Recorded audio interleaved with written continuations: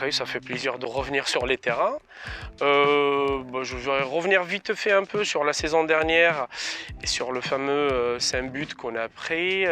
En fait, on parle beaucoup de un travail défensif, mais en fait c'est un travail défensif collectif.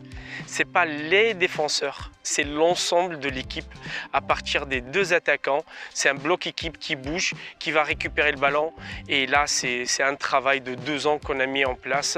Et je remercie les joueurs et leur implication et leur écoute et d'être patient avec moi. Voilà. Alors, quelque part, un président n'y est pas pour grand-chose. C'est plutôt son coach et sa philosophie de jeu.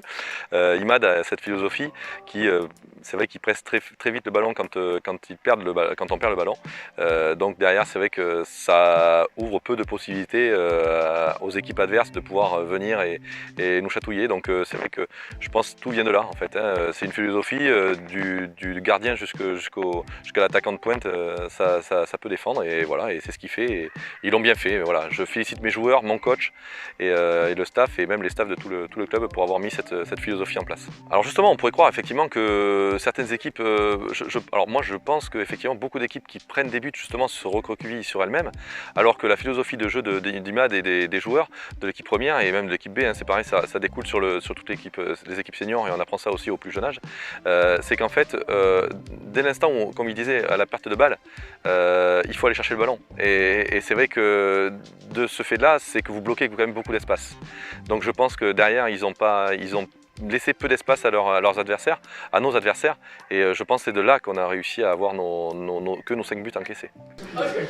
Non, c'est juste qu'il va faire le tour, les gars. Hop. Doucement.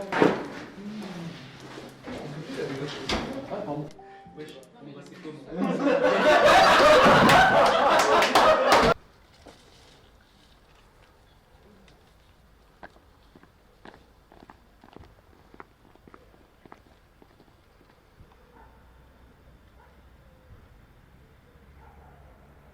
Début de cette rencontre de Régional 2 entre le FC Sarlat-la-Marsillac et l'Union Saint-Bruno. On se rapproche des 15 premières minutes et suite à une erreur défensive des visiteurs, l'attaquant sarladais tombe dans la surface. L'arbitre n'a aucun doute et désigne le point de pénalty. Une offrande que va concrétiser Alexandre Solmon pour l'ouverture de la marque pour les promus.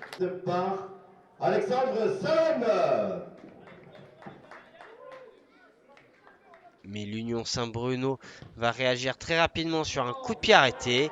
Nahil Chabi dépose un bon ballon sur la tête de Nabil Auré qui vient égaliser 5 minutes après le but concédé. Nous sommes dans les 15 dernières minutes de la première période et sur un coup franc excentré, le FC Sarlat-Marsillac n'est pas loin de reprendre l'avantage. Les Salardais insistent mais cette fois-ci les visiteurs parviennent à s'en sortir grâce à 2 arrêts de leur gardien. Toujours bien lancé dans la profondeur, Alexandre Albi bute de nouveau sur l'ultime rempart. Fin de cette première période où les deux équipes se quittent dos à dos. Au retour des vestiaires, l'intensité va baisser, mais le FC Sarlat-Marsillac va se montrer tout aussi dangereux. Une première tentative qui ne trouvera pas le cadre. Nous arrivons dans les 15 dernières minutes et Alexandre Solmon ne parvient pas à trouver le cadre. Les joueurs d'Imad Belfoul manquent d'efficacité devant le but.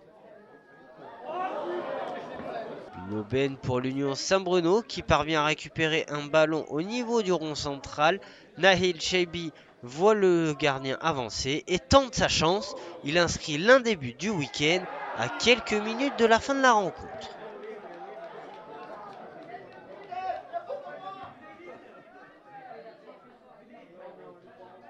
Fin de ce match et c'est l'Union Saint-Bruno qui s'impose sur le score de 2-1 à Sarlat.